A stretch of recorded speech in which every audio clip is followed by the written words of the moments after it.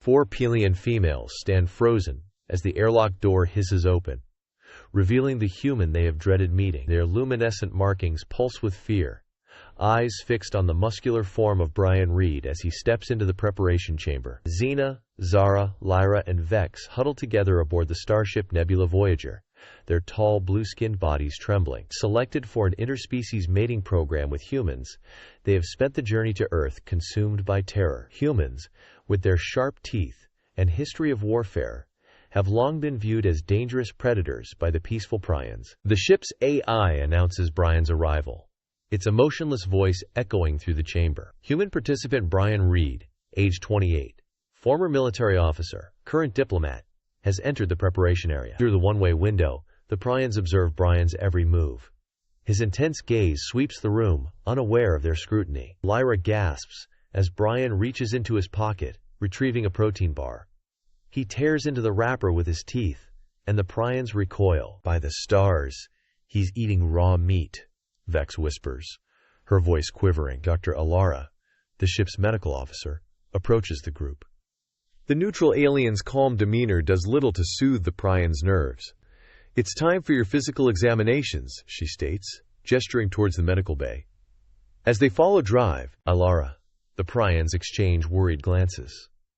The doctor begins explaining human anatomy, attempting to dispel their misconceptions. "Humans are omnivores, not carnivores," she clarifies. "They consume both plant and animal matter for sustenance."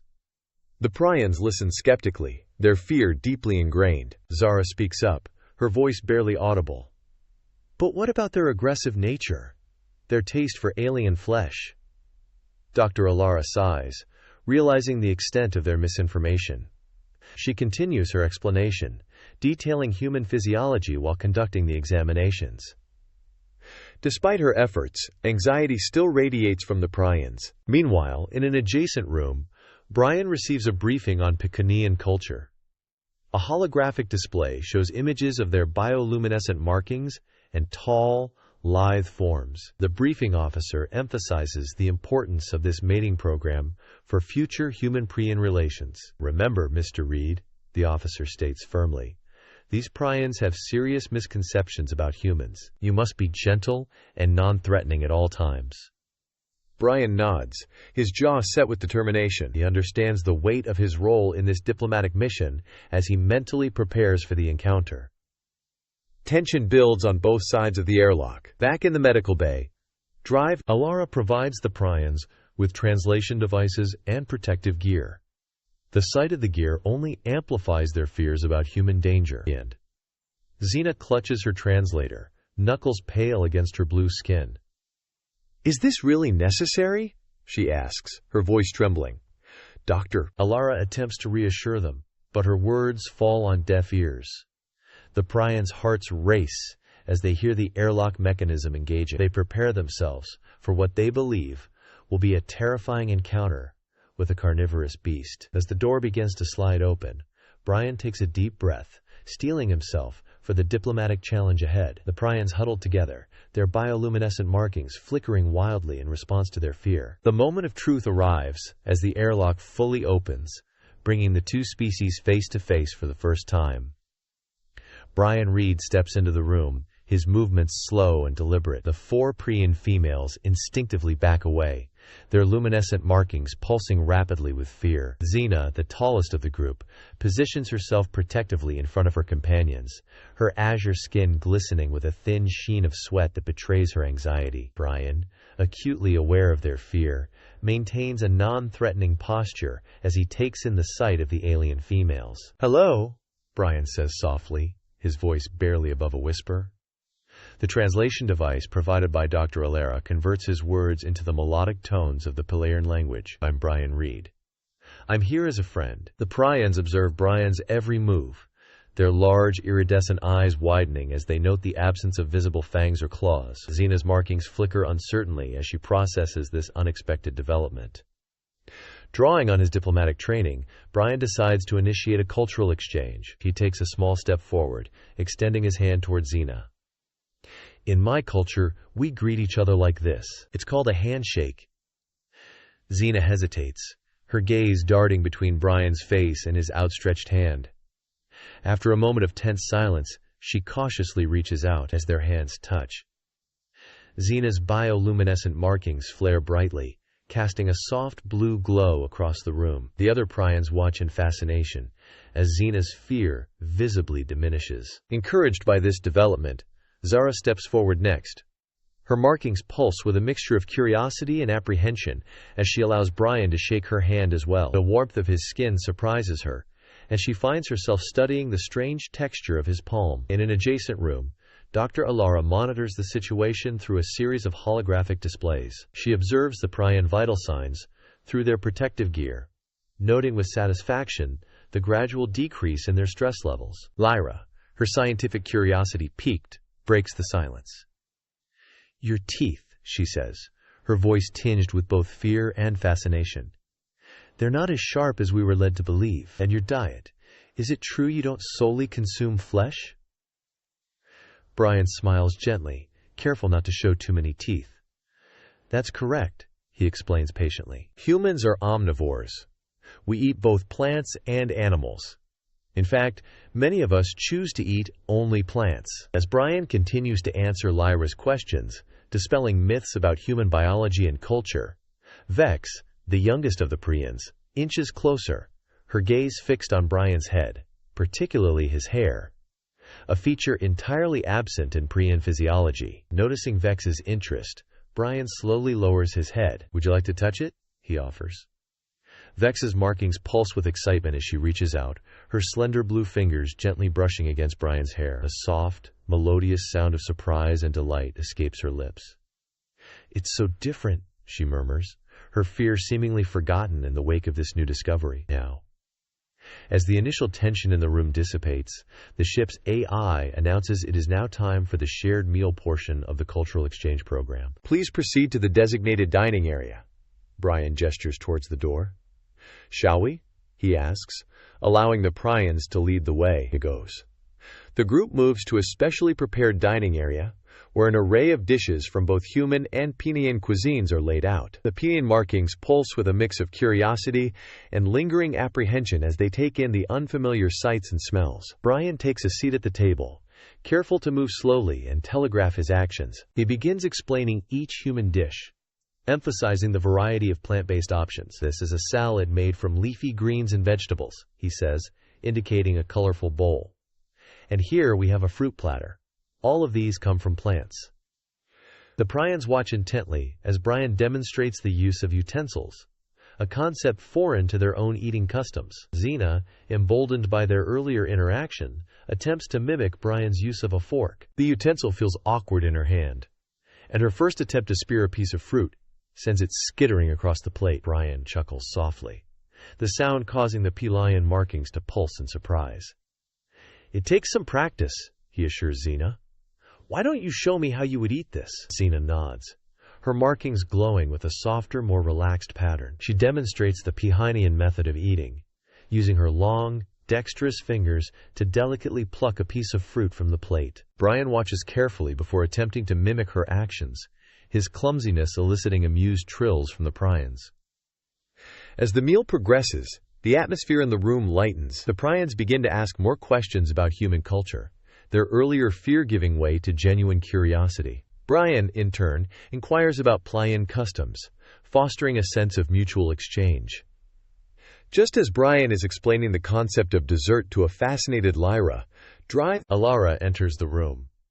The Prions' markings pulse briefly in surprise, but they quickly settle back into a calm glow. "I hope the meal has been enlightening for all," Dr. Alara says, her neutral features betraying no emotion.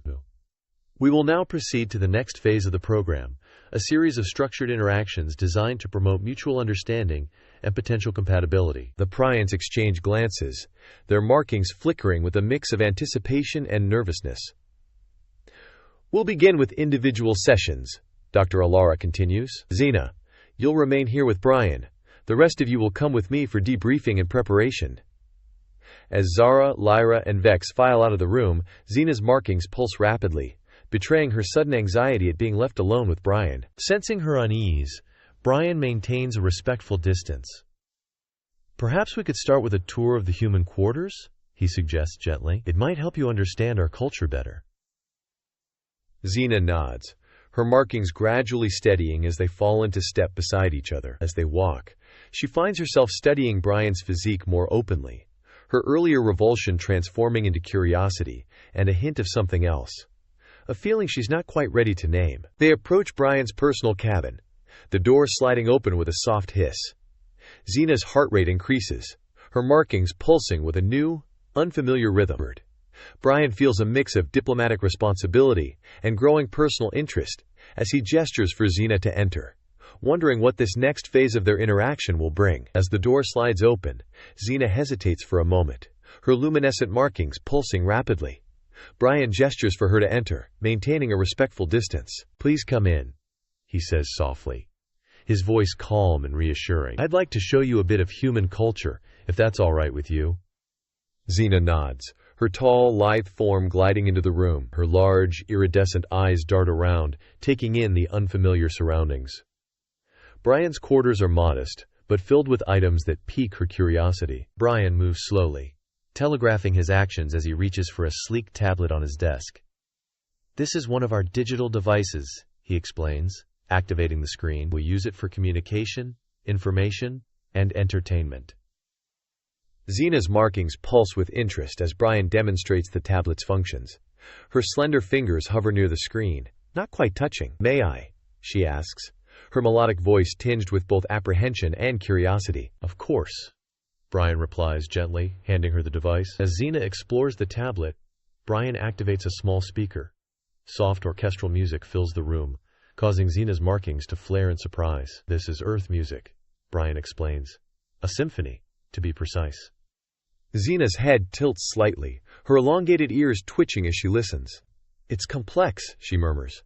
"Beautiful in its way." Encouraged by her response, Brian pulls up images on a wall-mounted screen. "These are some sights from Earth," he says, flicking through pictures of bustling cities, serene forests, and majestic mountains. Xena's fear seems to ebb as she absorbs these glimpses of human culture.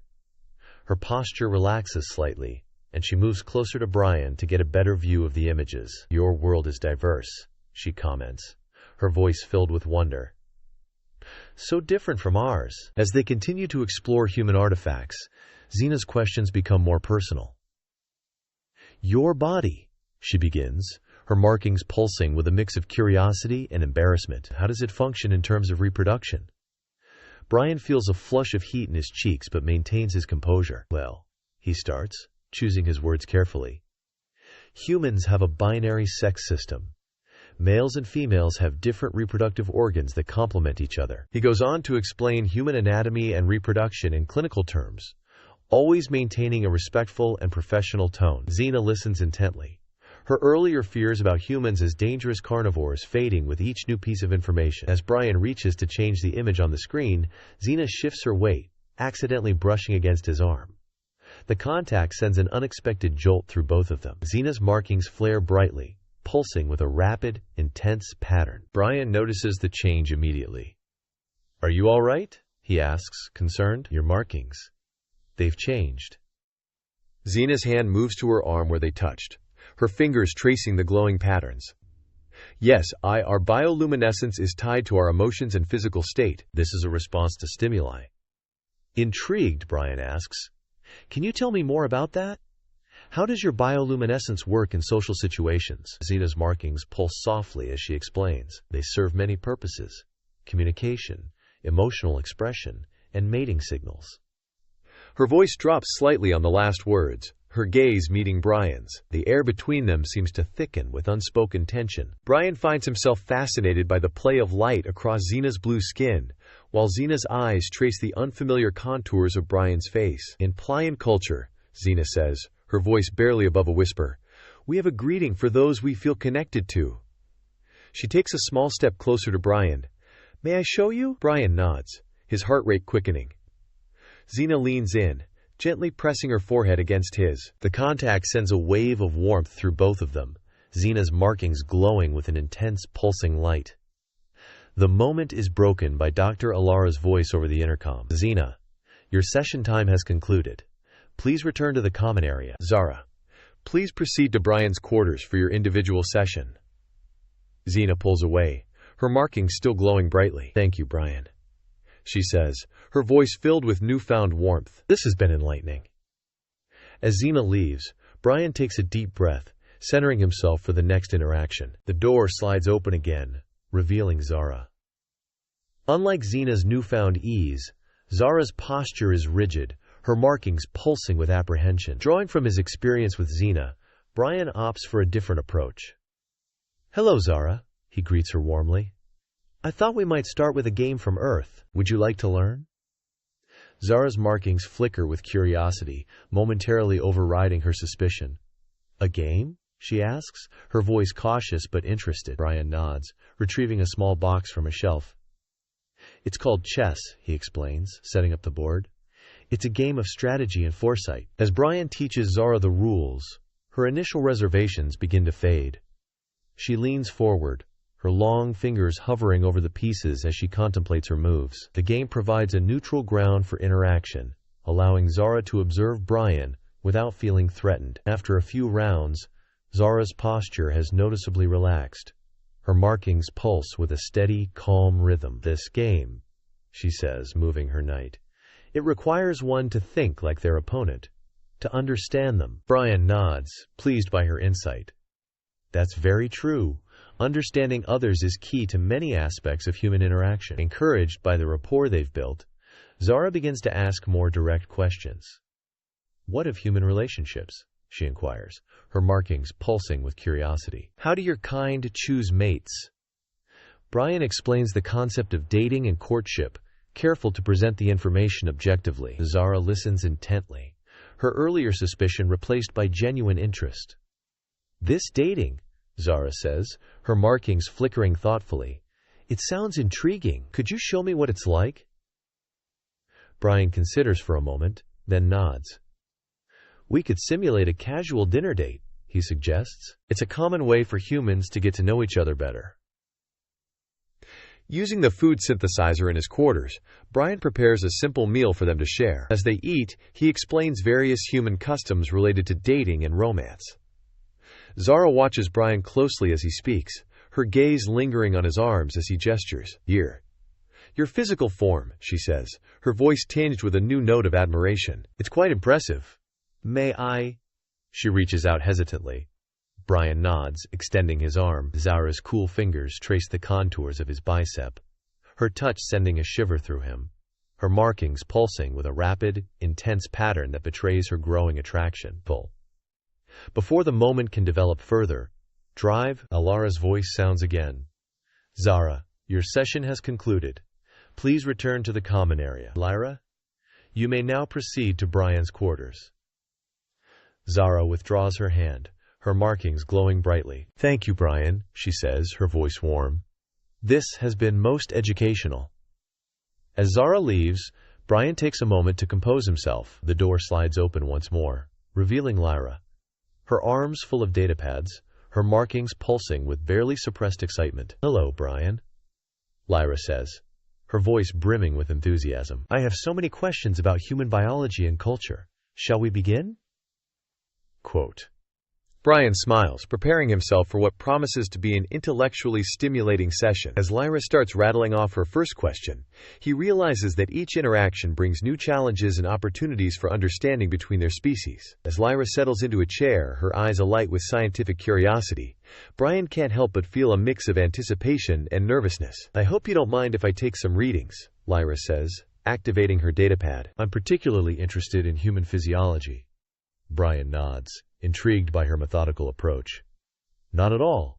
What would you like to know?" Lyra's markings pulse with excitement as she begins her inquiry.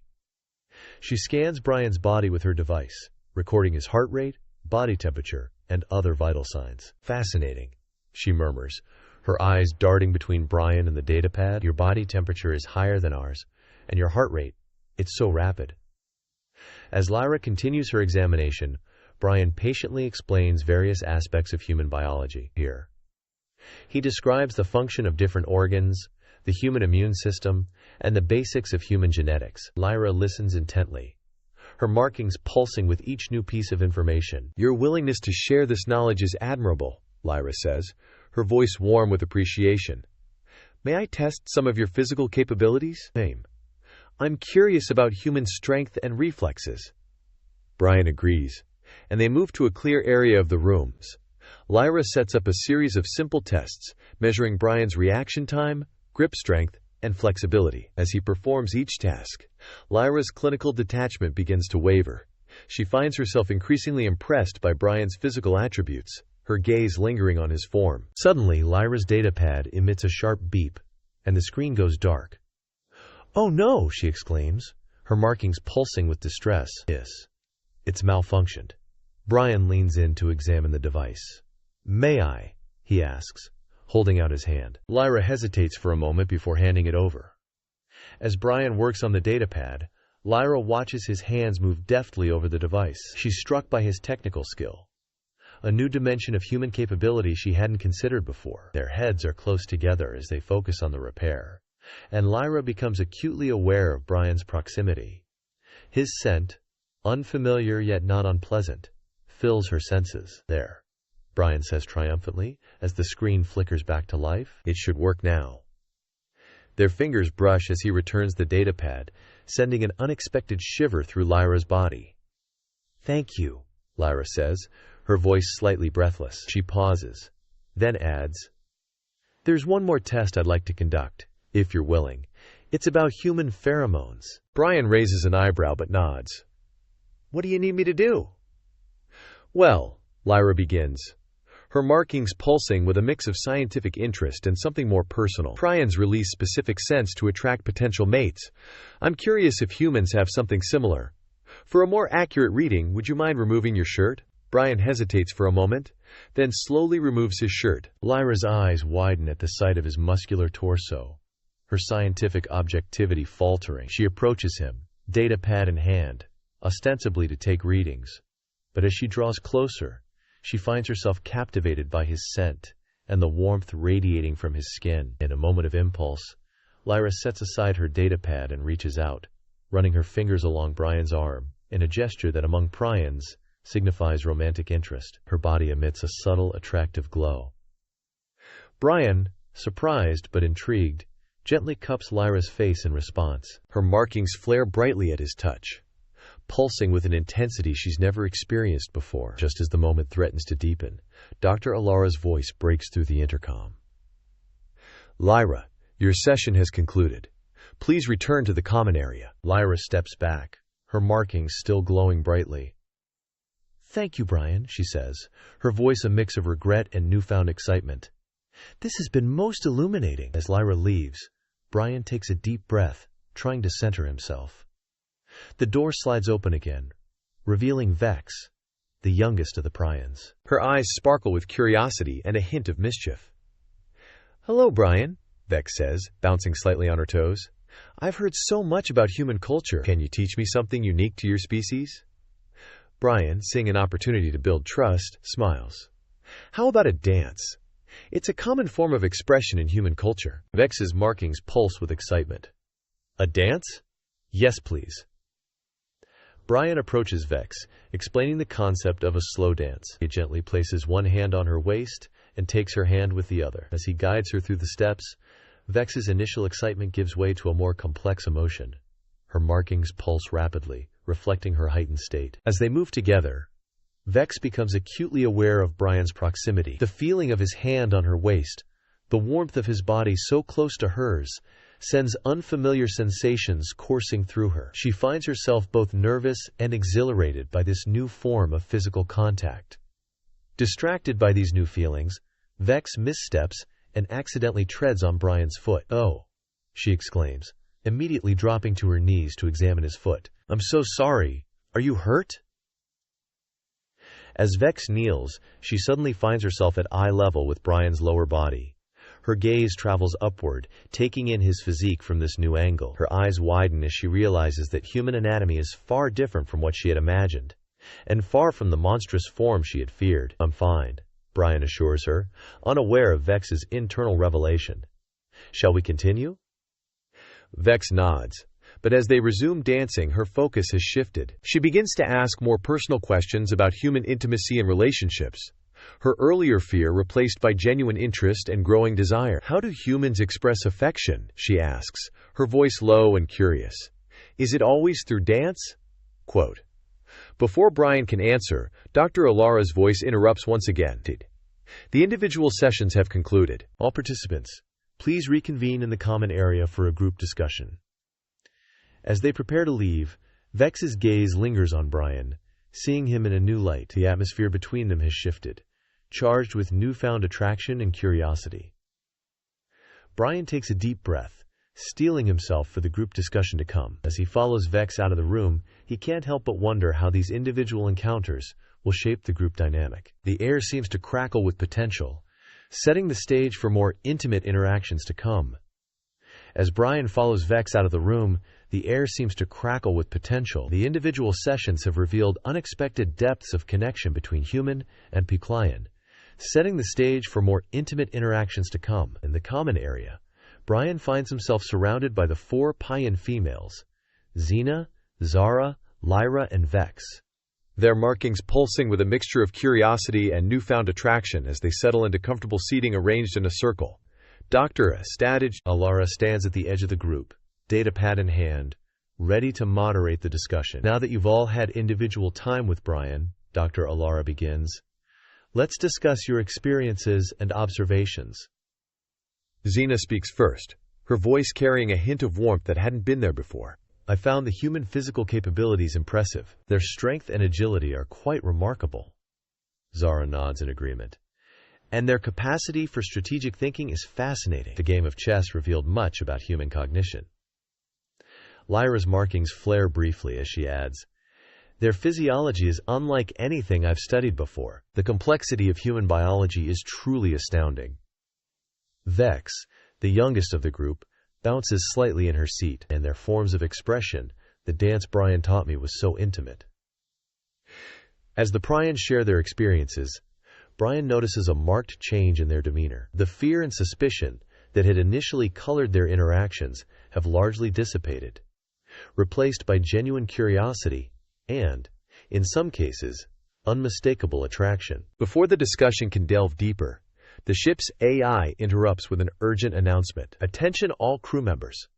Anomalous energy signals detected from a nearby uninhabited planet. All senior staff report to the bridge immediately. Captain Thorne, the human commander of the Nebula Voyager, strides into the common area moments later. His presence commands attention, and even the Prions straighten instinctively. We've been ordered to investigate the energy signals, Captain Thorne announces, his eyes scanning the assembled group. This presents an opportunity to test our newly formed human-Plian cooperation. Brian, you'll lead the expedition. Xena and Lyra, you'll accompany him as representatives of the Plian species.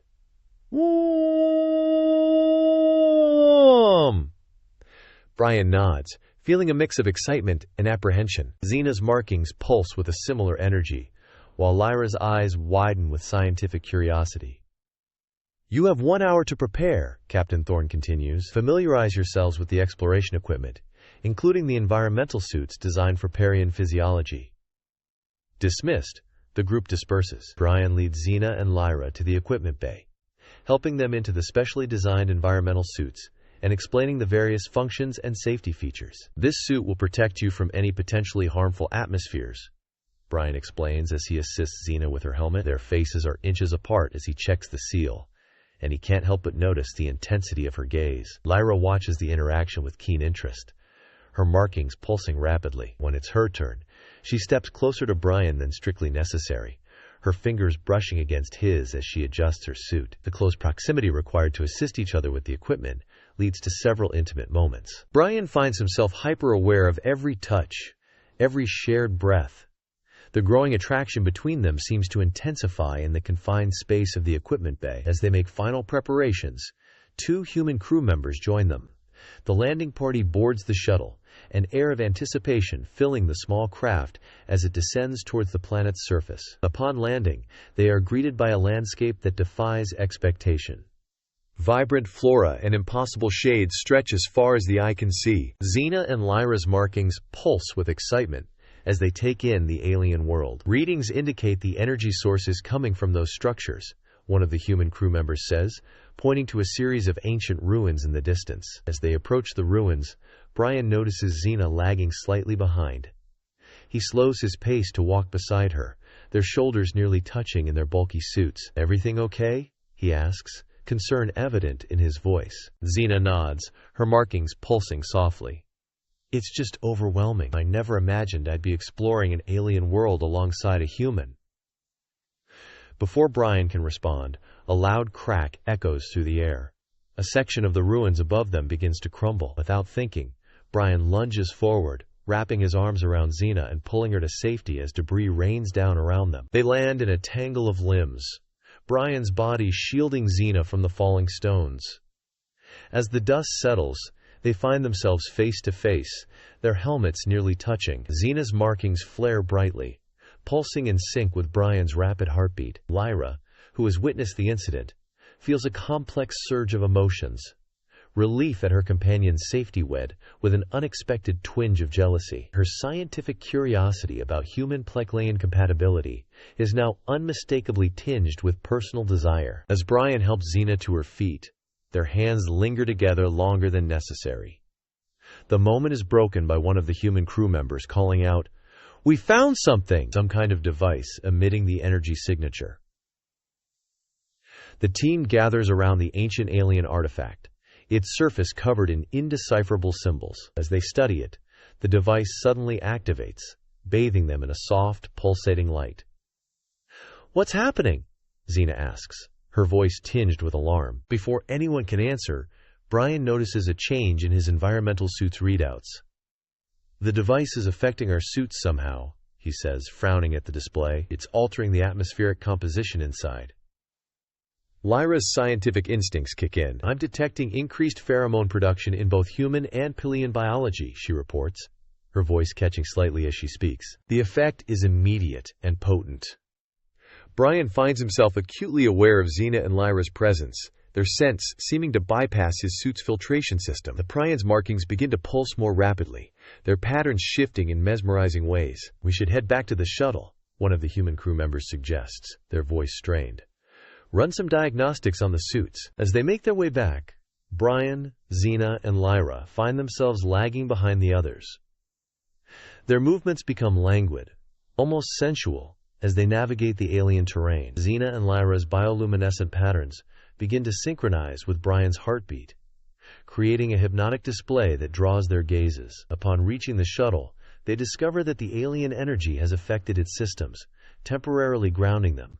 Captain Thorne's voice crackles over the comm system, ordering them to set up a base camp and continue their investigation while the ship's engineers work on a solution. As the alien sun begins to set, casting the landscape in ethereal hues, Brian, Xena, and Lyra find themselves sharing a habitat dome. The close quarters amplify the effects of their enhanced pheromones, filling the air with an almost palpable tension. Brian's eyes meet Xena's, then Lyra's, each gaze lingering longer than usual. The Prions' markings pulse with an intensity he has never seen before, their bodies seeming to glow in the dimming light. As night falls on the alien world, the three of them lie in their respective sleeping areas, acutely aware of each other's presence. Their bodies hum with desire, the effects of the alien device showing no signs of wearing off. They face the prospect of a long night together on this mysterious planet, the air thick with unspoken tension and the promise of something more. The air crackles with an almost tangible electricity,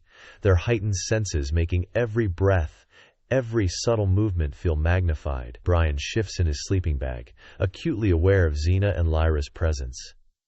He can hear their quickened breathing, see the soft glow of their markings pulsing in the darkness. The effects of the alien device show no signs of abating. If anything, they seem to be intensifying. Unable to resist any longer, Brian reaches out, his fingers gently brushing against Xena's arm.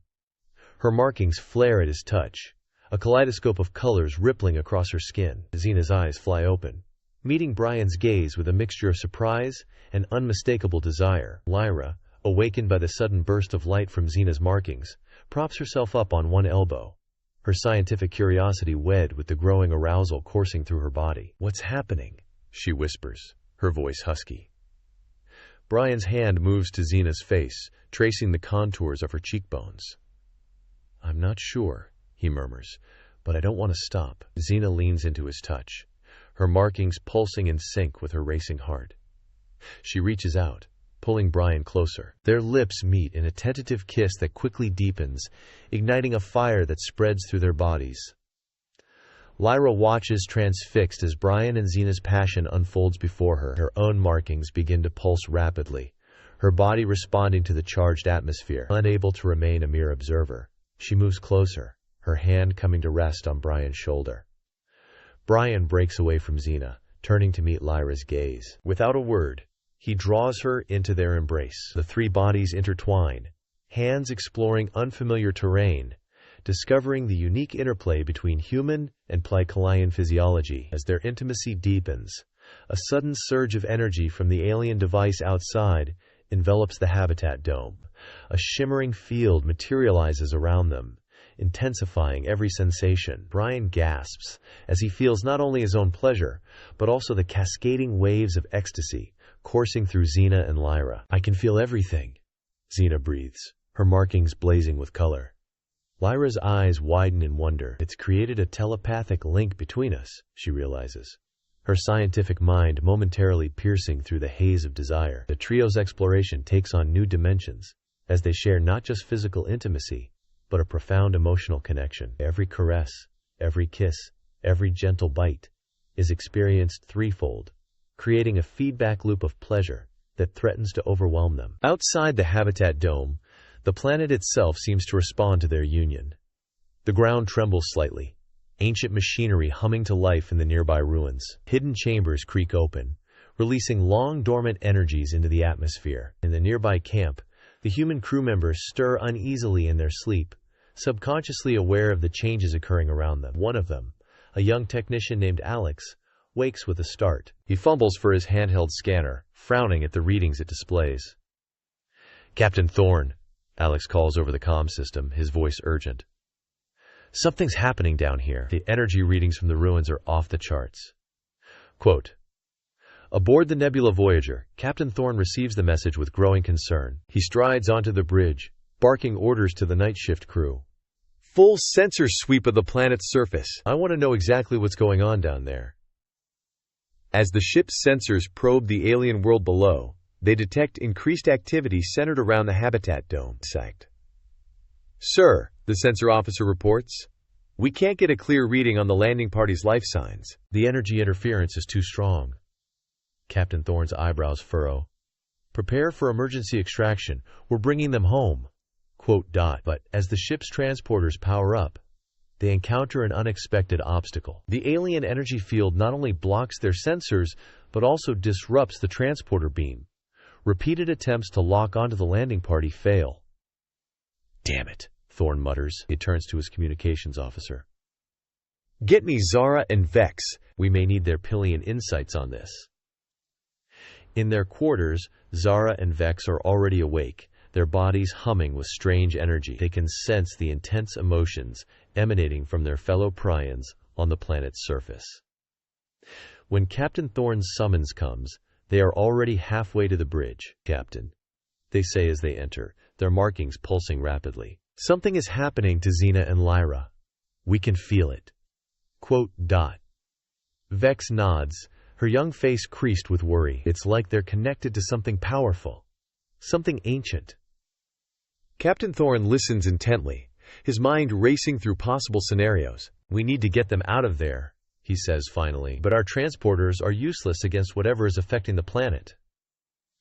Zara and Vex exchange a look, a silent communication passing between them. "We want to join the rescue mission," Vex declares, her voice firm despite her youth. "Absolutely not," Thorne begins, but Zara cuts him off. "With all due respect, Captain, we may be your only chance of understanding what's happening down there. Our connection to Xena and Lyra could be crucial." Thorne hesitates, weighing the risk against the potential benefits. Finally, he nods. "All right, but you'll be part of a fully equipped team, and you'll follow orders to the letter. Understood?" As preparations for the rescue mission begin, dawn breaks on the alien world below. In the habitat dome, Brian, Xena, and Lyra stir from their passionate trance. They disentangle themselves slowly, their bodies still thrumming with residual energy. "What happened?" Brian asks, his voice hoarse. Before either Payan can answer, gas from outside the dome catches their attention. They turn to see one of the human crew members staring at them through the transparent wall, his face a mask of shock. It is then that they realize the extent of their situation.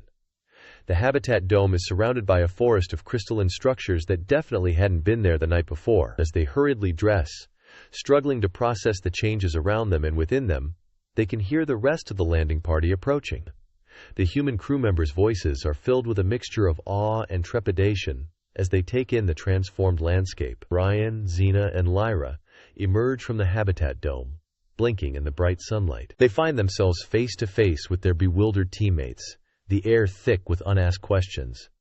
"What happened here?" Alex, the technician, demands, his scanner whirring as it attempts to make sense of the crystalline forest. Brian opens his mouth to respond but finds he has no words to explain their experience. He looks to Xena and Lyra for help, feeling the lingering connection between them.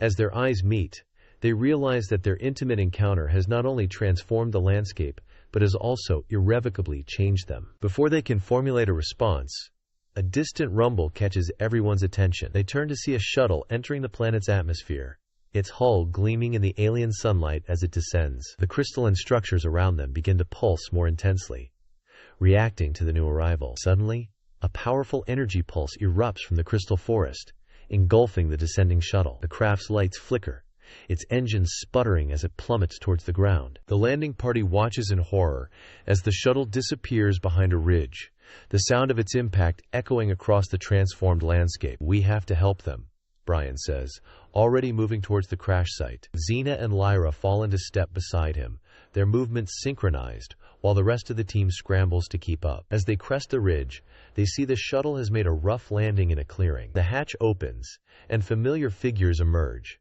Zara and Vex, along with a team of human crew members. The two Pryans stumble as they exit the shuttle, their markings pulsing erratically as they absorb the intense energy saturating the air. Brian, Xena, and Lyra rush to help their companions, their own bodies resonating with the planet's strange power. As their hands touch, a spark of energy passes between them, and suddenly the telepathic link that formed during their intimate encounter expands, encompassing Zara and Vex as well. The five of them stand frozen, overwhelmed by the flood of shared sensations and emotions. In that moment, they understand that their connection is more than just a side effect of the alien technology.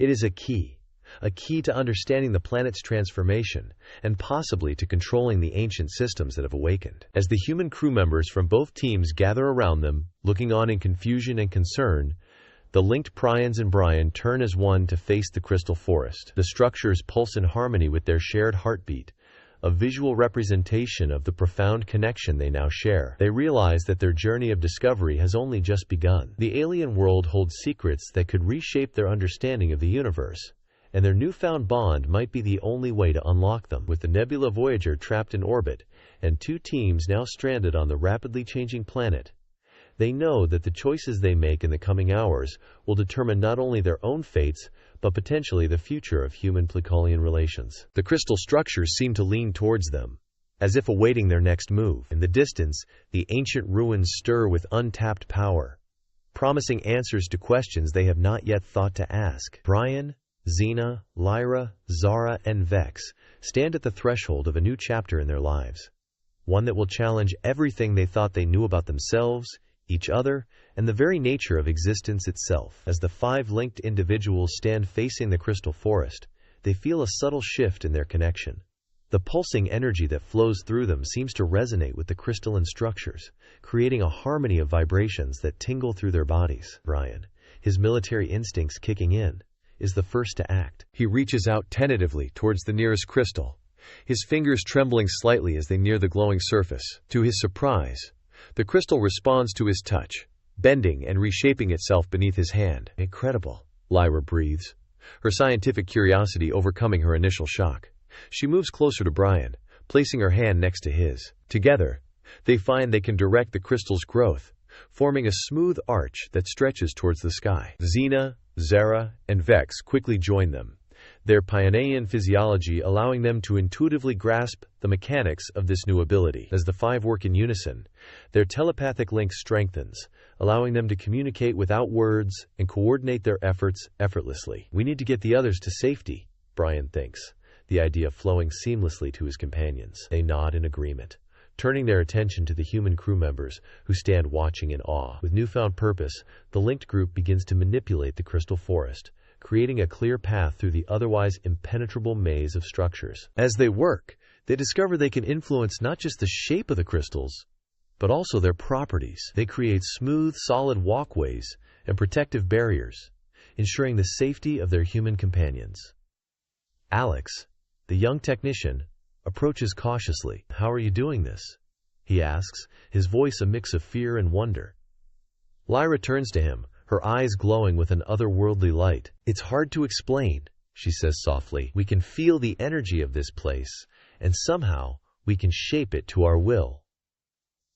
As the group guides the human crew members through the transformed landscape, they become aware of a growing urgency. The planet itself seems to be awakening, responding to their presence and their manipulation of its energies. They reach the crash site of the shuttle, where the rest of the rescue team waits. Zara and Vex, now fully integrated into the telepathic link, move forward to greet their fellow Prions. "We need to set up a base camp," Brian announces, addressing both the linked group and the human crew members. "This place is changing rapidly, and we need to understand what's happening." As the teams work to establish a larger camp, the five Prions and Brian find themselves drawn to each other with an intensity that is both exhilarating and frightening. The planet's energy seems to amplify their attraction, creating a charged atmosphere that crackles with potential. In the privacy of a hastily erected tent, Brian finds himself alone with Xena. Their eyes meet, and without a word, they come together in a passionate embrace. As their bodies intertwine, they feel their connection deepen, unlocking new levels of perception and control over the alien technology. Similar scenes play out across the camp, as various combinations of the group explore their growing bond. Each encounter strengthens their link and expands their abilities, allowing them to manipulate the crystalline structures with increasing precision and power. As night falls, the newly bonded group gathers to discuss their discoveries. Lyra, her scientific mind racing with possibilities, suggests they explore the ruins more thoroughly. "I think there's more to this place than we've seen," she says, her markings pulsing with excitement. "These crystals, this energy, it all has to come from somewhere." Guided by their enhanced senses, the group makes their way to the ancient ruins. As they approach, hidden doors slide open, responding to their presence. Inside, they find vast chambers filled with advanced technology, much of it still operational after countless millennia. In the center of the complex, they discover a room filled with databanks. As they interface with the alien computers, information floods their minds. They learn of the Synergists, an ancient race that mastered the art of harnessing emotional and physical connections to reshape worlds. "They were terraformers," Vex says in awe, her young face illuminated by the glow of the alien screens. "They could create entire ecosystems through the power of their bonds." As they delve deeper into Synergist knowledge, they realize the true nature of what they have set in motion. Their intimate encounters have jump-started the planet's dormant terraforming process. But the system is unstable. "We need to complete the bond," Xena says, her voice filled with grit. "All of us together. It's the only way to stabilize the planet and prevent a catastrophic release of energy." Quote, the group exchanges nervous glances, aware of the immense implications of what they are considering. Before they can discuss further, a crackling sound fills the air. A holographic image appears, showing Captain Thorne on the bridge of the Nebula Voyager. "Can you hear me?" Thorne's voice comes through distorted but understandable. "We've managed to partially overcome the interference. What's your status?" Brian steps forward, quickly summarizing their discoveries and the situation they face. Thorne listens intently, his face grave. "This is beyond anything we've encountered before," the captain says. "The potential benefits and risks are enormous. We're preparing for a more extensive research mission, but in the meantime, you need to stabilize that planet." As the communication fades, the group turns to face each other. They know what they have to do, but the enormity of the task before them is daunting. The fate of the planet, and possibly much more, rests in their hands. Together, they make their way to the central chamber of the ruins, where a massive crystal pulses with impossibly strong power. As they form a circle around it, each member connecting physically and mentally with the others, they know they are about to embark on a journey that will change them forever. The chamber comes alive with light as they begin the bonding process, waves of pleasure and heightened awareness flowing through their joined bodies and minds. As their consciousnesses merge, they feel the planet responding, its transformation accelerating at an astonishing rate. But even as they revel in their newfound unity, they sense a growing danger. The energy they have awakened is building to a critical point, threatening to overwhelm them in the fragile ecosystem they are creating. They stand on the precipice of a monumental decision, one that will determine not only their own fates, but the future of this reborn world. As the energy surges through their intertwined bodies and minds, the team feels the planet's transformation accelerating to a dangerous crescendo. The crystal chamber pulses with blinding light, threatening to overwhelm them completely. In that moment of crisis, Lyra's scientific intuition kicks in. She focuses her thoughts, projecting them to the others through their telepathic link.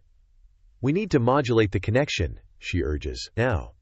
Not sever it, not maintain it fully, but find a balance." The others latch onto her idea, instinctively understanding its potential. Together, they concentrate on adjusting the flow of energy between them and the planet's core. It is like tuning a complex instrument, each of them contributing to find the perfect harmony. Slowly, the chaotic surge of power begins to stabilize, the blinding light dimming to a steady, manageable glow. Brian feels the overwhelming pressure in his mind recede, replaced by a controlled, almost comfortable hum of energy. Xena gasps as she realizes what they have accomplished. "We can turn it on and off," she exclaims, her voice filled with wonder. She demonstrates by briefly intensifying her connection to the others, and then pulling back. Vex, the youngest of the group, giggles with excitement. "It's like having a light switch for our bond." As they experiment with their newfound control, the team notices the chamber around them changing. The aggressive growth of crystal structures slows, and patches of organic matter begin to appear between the gleaming formations. It is as if the planet itself is finding a balance between the alien technology and natural life. Brian flexes his hand, noticing an unfamiliar strength in his muscles. He picks up a piece of fallen crystal that would have been too heavy for him before, lifting it with ease. "Something's different," he mutters. Lyra nods, her eyes wide with fascination. "Our physiologies are changing," she observes. "The human-Playan bond must be altering our genetic makeup on a fundamental level." Zara, who has been quiet until now, suddenly perks up. "I can hear something," she says, tilting her head. "It's faint, but it's coming from deeper in the ruins." "Whoa!" The group exchanges glances, their curiosity piqued. They make their way through winding corridors of crystal and stone, guided by Zara's enhanced hearing. As they descend into the heart of the ancient complex, they come upon a hidden door that slides open at their approach. Inside, they find a vast laboratory filled with advanced technology beyond even Payan understanding. But what catches their attention are the rows of stasis pods lining the walls, each containing a humanoid figure. "Synergists," Xena breathes, approaching one of the pods. "They're alive." Before they can discuss this monumental discovery, a familiar voice crackles through their communication devices. "It is Captain Thorne, team. Report your status," he demands, his face etched with concern. "We've detected massive energy fluctuations from the planet's surface." Brian quickly briefs the captain on their situation, explaining their newfound abilities and the discovery of the Synergist laboratory. Thorne listens intently, his expression growing more serious with each passing moment. "This changes everything," Thorne says gravely. "I've received orders from both Earth and Payan high commands. We're initiating a full quarantine of the planet, effective immediately. No one in, no one out, without express authorization." "Cool." The team exchanges uneasy glances. They understand the necessity of the quarantine, but it drives home the magnitude of their discovery. "Captain," Lyra interjects, "I believe Dr. Alara should be allowed to study the physiological changes we've undergone. The medical implications could be groundbreaking." Thorne nods in agreement. "I'll make the necessary arrangements.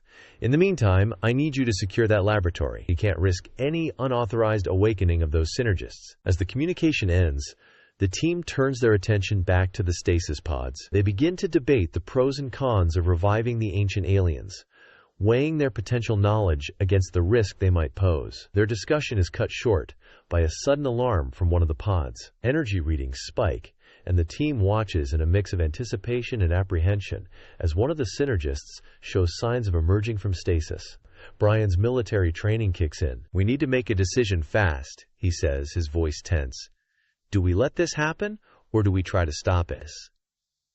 As the team deliberates, the pod systems continue their awakening sequence. They know that whatever choice they make in the next few moments will shape not only their future, but potentially that of two civilizations in a reborn world. The hum of energy intensifies, and the first cracks appear on the surface of the stasis pod. Time is running out, and the human Pirian team stands on the precipice of a decision that will change everything. The team exchanges a final glance, their bond humming with tension and anticipation.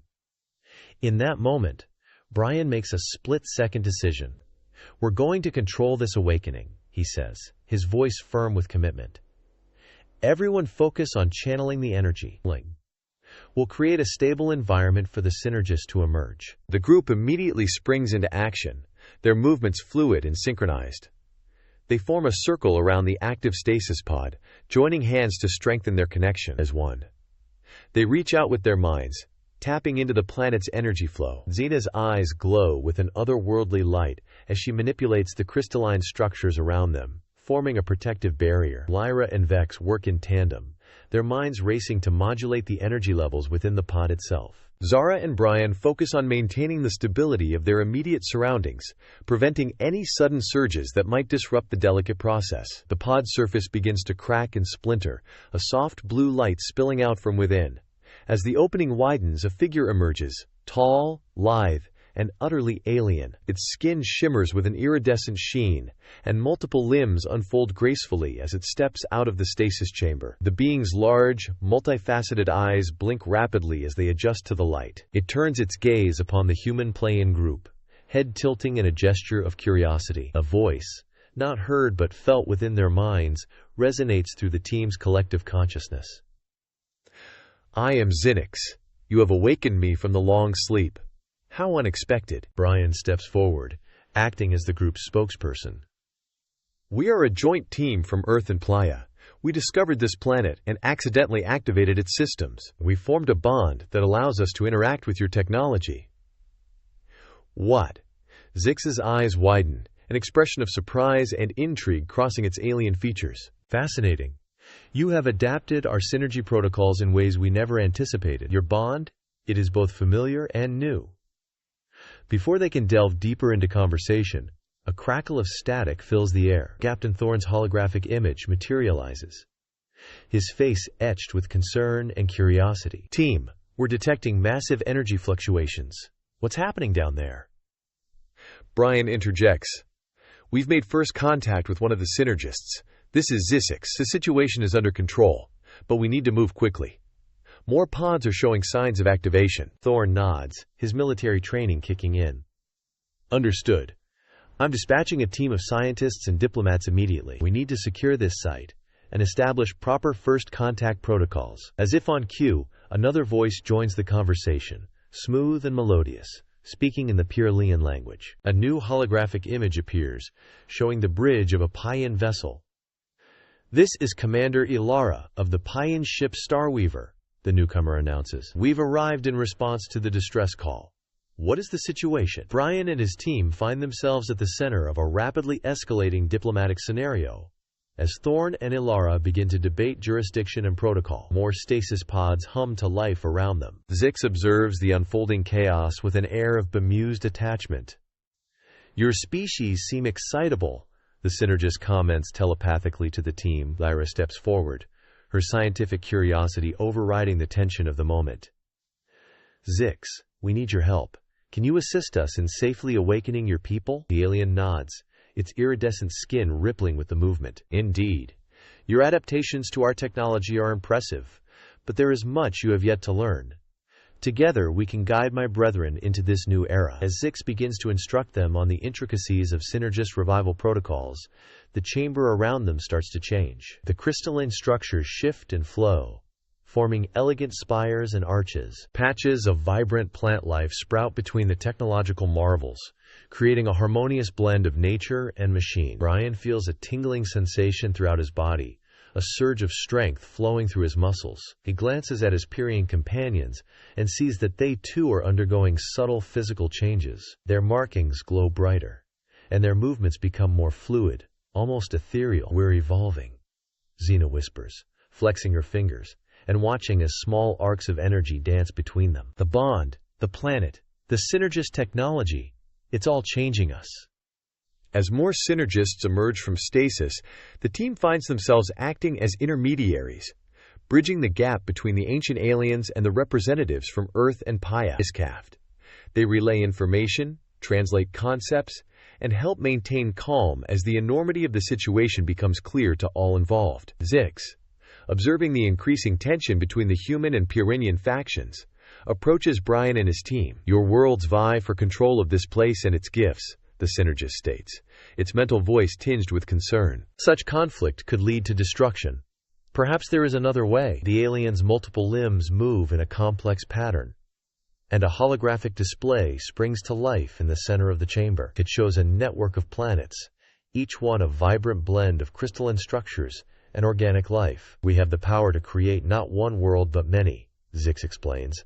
"A network of planets, each a collaborative effort between your species and ours. This would distribute our knowledge and resources, fostering cooperation rather than competition." Brian and his Pleiadian companions exchange glances, their bond humming with excitement and trepidation. They realize that they stand at a pivotal moment in history, poised to shape the future of 3 species and countless worlds. "We need to present this proposal to our leaders," Brian says, his voice filled with drive. "But first, we need to understand exactly what we've become.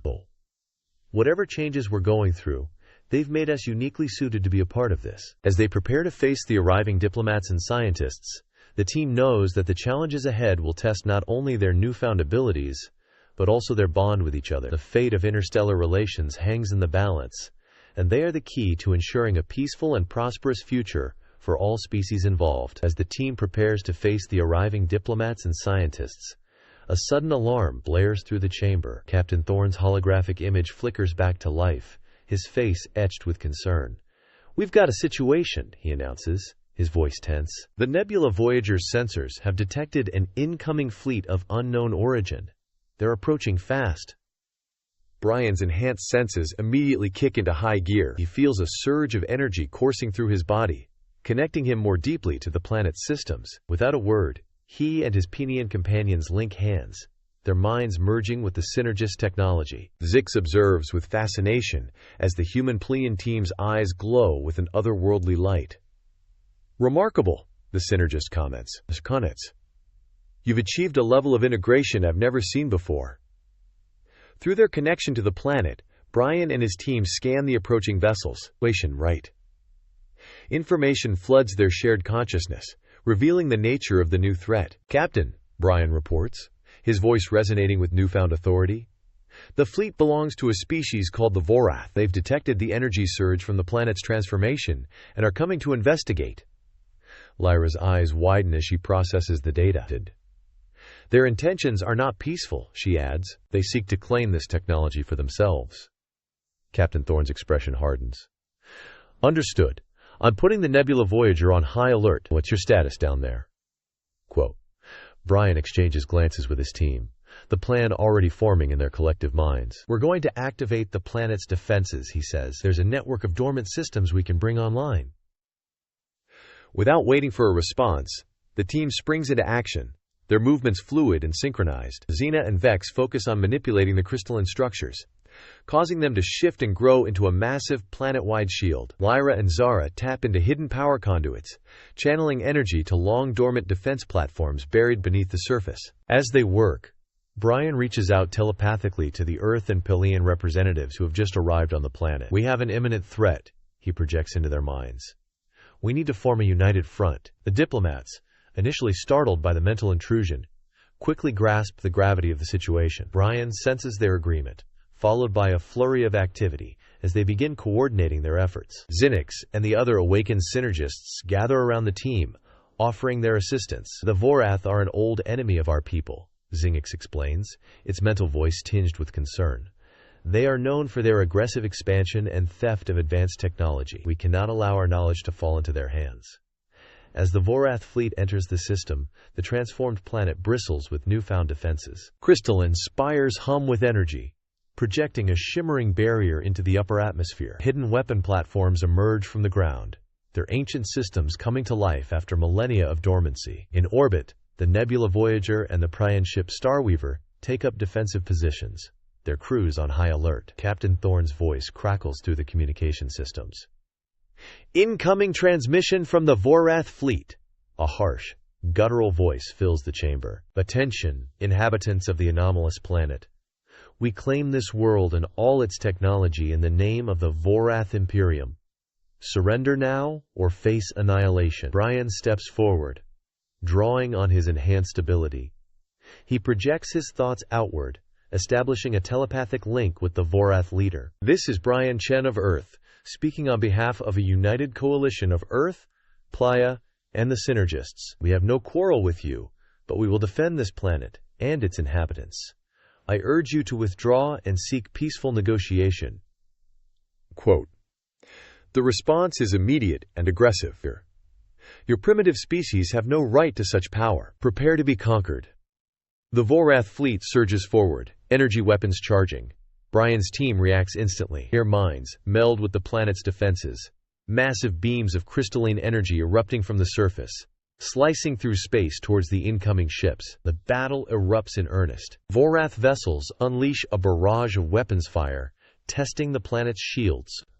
The Nebula Voyager and Starweaver engage the outer edges of the fleet, their advanced technology holding its own against the numerically superior force. On the surface, Brian and his companions find their connection to the planet deepening even further. Their bodies begin to glow with an inner light, their forms becoming almost translucent as they merge more completely with the Synergist technology. We're changing, Xena gasps, watching as energy crackles between her fingers. Our bodies are adapting to channel more power. Zix observes with a mix of awe and concern. Your transformation is unprecedented. You've become living conduits for our world's energy. As the space battle rages above, Brian's enhanced senses detect a hidden system deep within the planet's core. His mind races as he deciphers its purpose. There's a weapon, he announces to the team, something that could disable the entire Vorath fleet without destroying it. Quote, Lyra's eyes widen as she accesses the same information, but activating it requires a direct connection to the planet's core. We'd have to physically interface with the system and risk permanently merging with the technology, Vex adds, her voice grave. The team exchanges glances, the weight of the decision hanging heavy in the air. The battle above intensifies, with reports of damage to both Earth and Pelean ships filtering through their communications. We need to move fast, Brian says, his commitment evident in his voice. Whatever we decide, we need to do it now.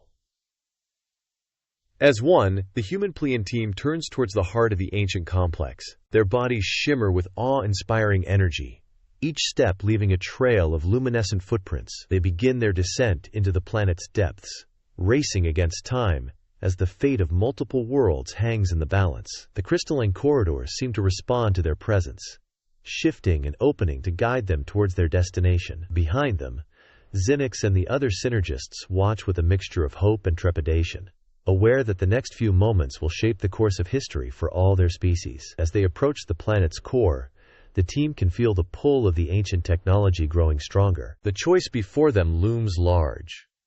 Risk everything by fully connecting with the planet's systems, or continue the conventional battle with potentially devastating consequences. With each step, the hum of power grows louder, urging them towards a decision that will alter the course of their lives and the future of interstellar relations forever. The hum of power grows to a deafening roar as Brian and his companions reach the heart of the ancient complex. The crystalline corridors give way to a vast, cavernous chamber that pulses with otherworldly energy. At its center stands an enormous obelisk-like structure, its surface etched with intricate patterns that seem to shift and dance in the ethereal light. "This is it," Brian breathes, his voice barely audible over the thrumming energy. The weapon system's core. The team forms a circle around the obelisk, their bodies glowing with bioluminescent patterns that synchronize with the pulsing energy of the room. As they prepare to interface with the technology, the familiar forms of Xenorcs and two other synergists materialize beside them. "We offer our assistance," Zix communicates telepathically. "The activation process is complex and potentially dangerous. Allow us to guide you." Brian nods, his eyes meeting those of his Pyrian companions. Without a word, they join hands, forming a living circuit around the obelisk.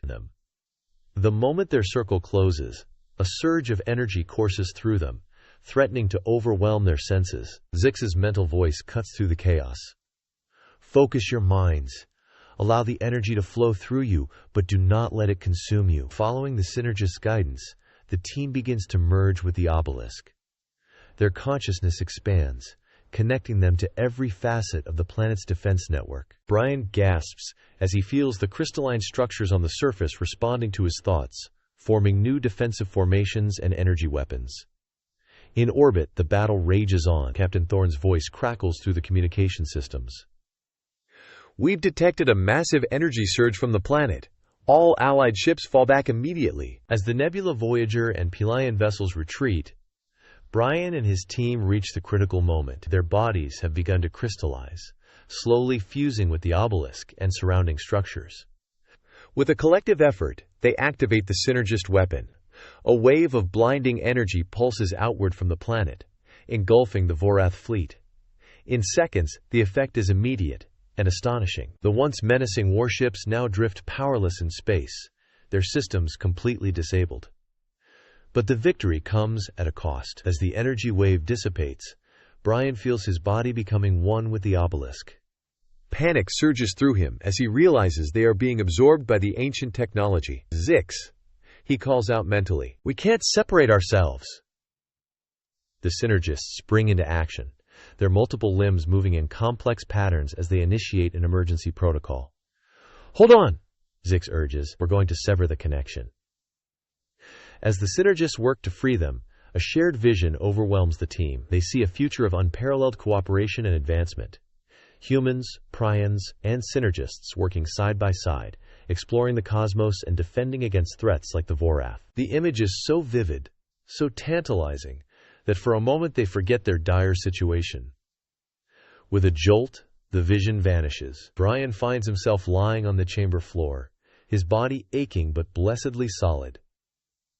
Around him, his Pyrean companions stir, each looking as dazed and disoriented as he feels. "Hoy.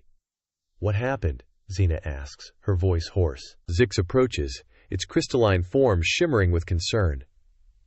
"We managed to separate you from the systems, but not without consequence. You have been changed by this experience." Brian flexes his fingers, feeling a residual connection to the planet's technology. To Jax. The bond between him and his companions feels stronger than ever, a mental link that pulses with shared emotions and thoughts. "We need to get back to the surface," Lyra says, struggling to her feet. "The Vorath fleet has been neutralized." Vex finishes, the information flowing through their shared consciousness as they make their way back through the shifting corridors. Brian's mind races. They have saved the planet, possibly the entire sector. But at what cost? And what will happen now? The answer awaits them on the surface. As they emerge from the complex, they find a scene of controlled chaos. Shuttles from Earth and Playa are landing, disgorging diplomats and scientists eager to survey the transformed world. Captain Thorne approaches, his face a mix of relief and apprehension. "Brian, thank God you're all right. We've got a situation up here." "The Vorath ships are disabled, but we need to secure them before they can restore power." Brian nods, feeling the weight of responsibility settling on his shoulders. "We can help coordinate the efforts from down here, but first we need to speak with the representatives. There's a lot to discuss." As the team moves to address the gathering crowd of humans and Prions, Brian feels a surge of mixed emotions. The intimacy of their shared experience has deepened their bonds in ways he is only beginning to understand. He finds himself acutely aware of Xena's presence beside him, of Zara's quiet strength, Lyra's quick mind, and Vex's unwavering support. The Pryans, too, seem to be grappling with new feelings. Their usual cultural reservations appear to have melted away, replaced by a comfort and closeness that is palpable. As they prepare to address the assembled leaders, Brian takes a deep breath. The fate of 3 species and countless worlds hangs on what they will say next. With a shared glance at his companions, he steps forward, ready to present their vision of a collaborative future. The negotiations will be complex, the challenges immense, but as he feels the steady presence of his team beside him and the hum of the planet beneath his feet, Brian knows they are ready to face whatever comes next.